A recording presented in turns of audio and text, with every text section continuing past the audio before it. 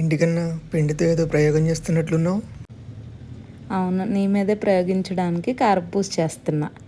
కారపూస చేయడానికి 1 కేజీ శనగపిండి తీసుకుంటే 1 పావు కేజీ బియ్యపిండి కావాలి. తర్వాత మనకు టేస్ట్ తగ్గట్టు సాల్ట్, కారము, వాము పౌడర్ తీసుకోవాలి. వాము డైరెక్ట్గా వేసుకుంటే ఏంటంటే మనం కారపూస దాంతో ఒత్తేటప్పుడు స్ట్రక్ అవుతుంది అనమాట. అందుకే మిక్సీ చేసుకొని పౌడర్ వేసుకోవాలి.